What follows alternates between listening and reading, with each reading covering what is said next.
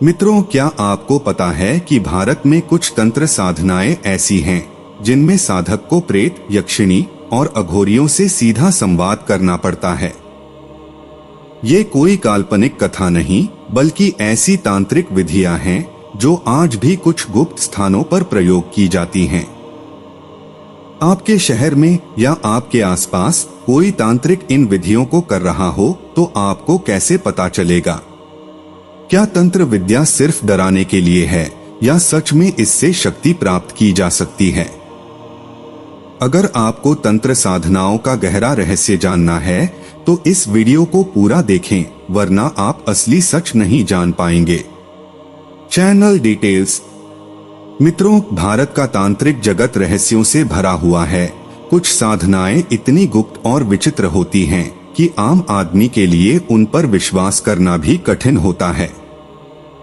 ऐसी ही एक साधना है शव साधना। यह साधना मुख्य रूप से अघोरियों और तंत्रमार्गी साधकों द्वारा की जाती है, जिसमें एक मृत शरीर को माध्यम बनाकर गूढ़ सिद्धियां प्राप्त करने का प्रयास किया जाता है। वाराणसी, कामाख्या और उज्जैन जैसे तंत्र सिद्ध स्थानों पर आज भी कुछ साधक इस साधना को करने का दावा करते हैं। उनका मानना है कि यदि यह साधना सही विधि से की जाए तो साधक अलौकिक शक्तियां, दिव्य ज्ञान और भविष्य दृष्टि प्राप्त कर सकता है। लेकिन इस साधना के पीछे क्या सच है? क्या कोई भी व्यक्ति इसे कर सकता है? और क्या सरकार को इस गुप्त साधना की जानकारी है? अगर शव साधना की बात करें तो सबसे बड़ी बात है कि शव साधना क्या है। यह शव साधना तंत्र मार्ग की एक उच्च कोटि की गुप्त साधना है, जिसमें साधक को किसी शव पर बैठकर या उसके समीप रहकर विशेष मंत्रों और तांत्रिक विधियों के माध्यम से सिद्धि प्राप्त करनी होती है। यह साधना केवल उन्हीं साधकों के लिए होती है जो मानसिक, शारीरिक और आध्यात्मिक रूप से अत्यंत दृढ़ होते हैं। इस साधना के 3 मुख्य उद्देश्य होते हैं। पहला चरण शक्ति प्राप्ति। अघोरी मानते हैं कि शव के अंदर बची हुई सूक्ष्म ऊर्जा को तांत्रिक विधियों द्वारा ग्रहण कर सिद्धि प्राप्त की जा सकती है। दूसरा चरण भविष्य दृष्टि। ऐसा कहा जाता है कि इस साधना से साधक को भविष्य में होने वाली घटनाओं का आभास हो सकता है। तीसरा चरण अस्तित्व का अतिक्रमण। शव साधना का एक गूढ़ उद्देश्य मृत्यु और जीवन के बीच के रहस्य को समझना भी है। दूसरा साधना कर्ण पिशाचिनी साधना। लेकिन क्या यह सच्चाई है या भ्रम? आइए जानते हैं। मित्रों, क्या कोई आत्मा आपके कान में भविष्य की बातें बता सकती है? साधना जगत में कई रहस्यमय तांत्रिक साधनाएं प्रचलित हैं, जिनमें से एक अत्यंत चर्चित साधना है कर्ण पिशाचिनी साधना। कहा जाता है कि यदि कोई साधक इस साधना को सिद्ध कर ले तो उसे एक अदृश्य आत्मा से संपर्क स्थापित करने की शक्ति प्राप्त होती है। यह आत्मा सीधे साधक के कान में भविष्य की घटनाओं, गुप्त रहस्यों और किसी भी व्यक्ति के निजी जीवन की जानकारियां बता सकती है। प्राचीन ग्रंथों में लिखा है कि जो व्यक्ति इस साधना को सिद्ध कर ले वह कुछ ही सेकंड में किसी का भी राज जान सकता है। कर्ण पिशाचिनी साधना तंत्र साधना की एक गूढ़ विधि है, जिसमें साधक एक विशेष आत्मा कर्ण पिशाचिनी को सिद्ध करने का प्रयास करता है। कर्ण पिशाचिनी को एक रहस्यमय तांत्रिक आत्मा माना जाता है जो सिद्ध साधक के कान में आकर गुप्त बातें बता सकती है।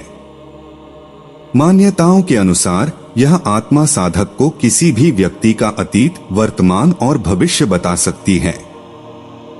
किसी छुपे हुए रहस्य या गुप्त जानकारी को उजागर कर सकती है।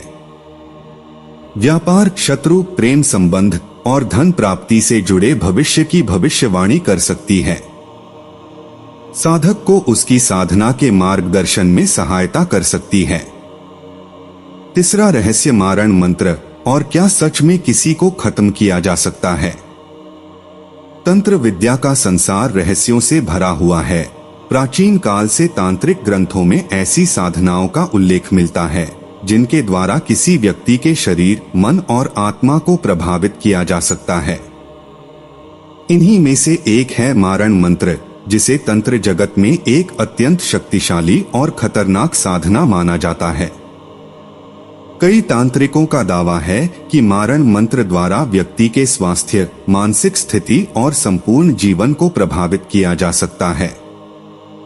यह विधा राजस्थान, बंगाल और तिब्बत के कुछ गुप्त स्थानों पर आज भी प्रयोग में लाई जाती है। लेकिन सवाल यह उठता है, क्या सच में कोई व्यक्ति केवल मंत्रों के माध्यम से किसी को मार सकता है? तो इसका उत्तर है हाँ, बिल्कुल मार सकता है। तंत्र शास्त्र में मारण मंत्र को तांत्रिक अस्त्र के रूप में देखा जाता है, जिसका उपयोग किसी व्यक्ति को शारीरिक, मानसिक या आत्मिक रूप से समाप्त करने के लिए किया जाता है। इसे विशेष रूप से अघोरी, तांत्रिक और गुप्त साधक प्रयोग में लाते हैं। अगर आप मारण साधना को और गहराई से समझना चाहते हैं तो हम इसके लिए एक अलग वीडियो लेकर आएंगे। यदि आप इस विषय पर अधिक जानकारी चाहते हैं तो कमेंट में जरूर बताएं, ताकि हम मारण साधना के रहस्यों पर एक विस्तृत वीडियो बना सकें।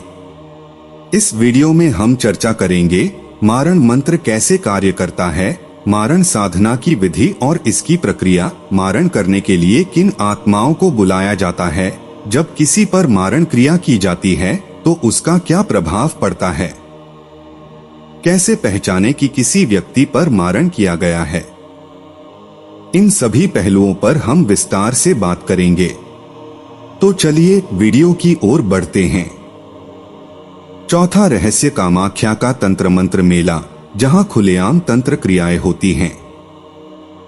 क्या आप जानते हैं कि भारत में एक ऐसा मेला लगता है जहां लोग खुलेआम तंत्र साधनाएं करते हैं? क्या वास्तव में यहां साधक अलौकिक शक्तियों को प्राप्त कर लेते हैं?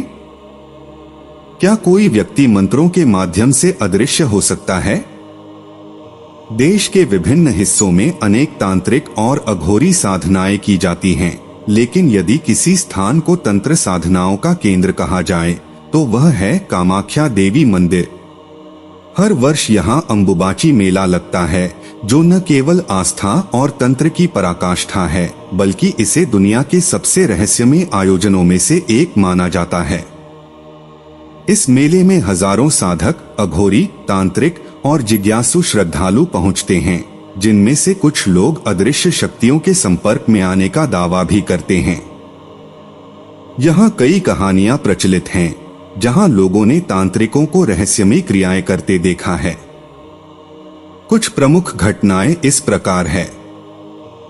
कुछ साधकों का कहना है कि वे मंत्रों के माध्यम से कुछ समय के लिए अदृश्य हो सकते हैं।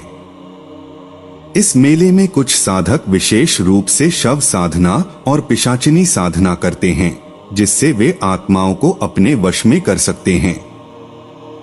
कई श्रद्धालुओं ने बताया कि वे यहां आने के बाद अजीब सी ऊर्जा, मन पर भारीपन और रहस्यमय शक्तियों की उपस्थिति को महसूस करते हैं। कमेंट में बताइए कि आप इन साधनाओं पर क्या सोचते हैं। क्या आपको इस पर और वीडियो चाहिए?